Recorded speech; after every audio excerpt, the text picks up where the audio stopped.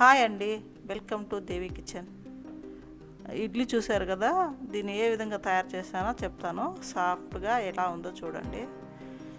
ఈ సాఫ్ట్ అయిన ఇడ్లీకి చక్కటి ఇడ్లీ కారం చేశాను.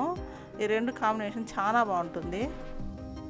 ఈరోజు కొబ్బరి చిప్పలో ఇడ్లీ ఎలా తయారు చేసుకోవాలో చూస్తాము.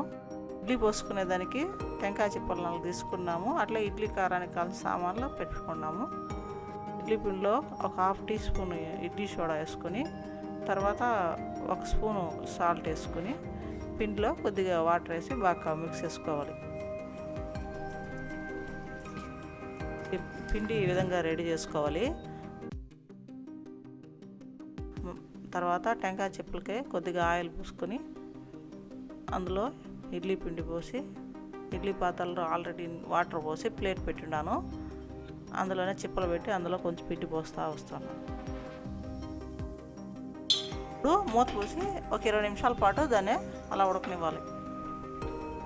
ఇప్పుడు ఇడ్లీ కారానికి రెడీ చేసుకుంటాను. ఎండుమిరపకాయలు ఒక 20 మిరపకాయ దాకా వేసుకొని, 1 స్పూను రాళ్ళు ఉప్పు వేసుకొని, ఒక 2 స్పూన్లు తినే శనగలు వేసుకోవాలి. ముందుగా దీన్ని ఒకసారి గ్రైండ్ చేసుకొని, తర్వాత ఇందులో తెల్లబాయలు వేసుకొని ఒక 2 తిప్పులు తిప్పుకోవాలి.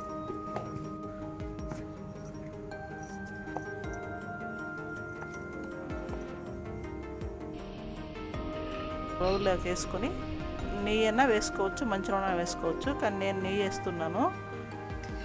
ఈ కారానికి ఇడ్లీ దోశ చాలా టేస్టీగా ఉంటుంది. సింపుల్గా తొందరగా కూడా అయిపోతుంది అన్నమాట. ఇదిగా ఈ విధంగా రెడీ చేసుకునేసినాను. మిగిలిన పొడిని ఒక డబ్బాలోకి స్టోర్ చేసుకుంటున్నా. ఇది స్టోర్ చేసుకుంటే 2 months 3 months కూడా ఉంటుంది. టేస్టీగా ఉంటుంది, ఎమర్జెన్సీకి పనికొస్తుంది అన్నమాట.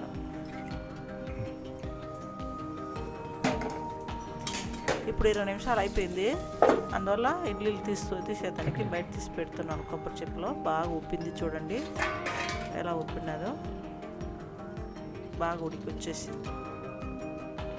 దీన్ని ఒక 2 నిమిషాలు ఆరనిచ్చి తీసుకుంటాము. ఇప్పుడు చాకుతో ఇలా అంటే ఈ విధంగా వచ్చేసింది ఇడ్లీలు. చూడండి ఎంత బాగుందో, బాగా ఉబ్బి చాలా సాఫ్ట్గా ఎలా వచ్చిందో చూడండి. దీన్ని ఈ కారంతో తింటే మామూలుగా 4 ఇడ్లీ తినేవాళ్ళు 5 ఇడ్లీలు తింటారు. ఖచ్చితంగా మీరు కూడా ట్రై చేసి ఎలా ఉందో కమెంట్స్లో చెప్పండి.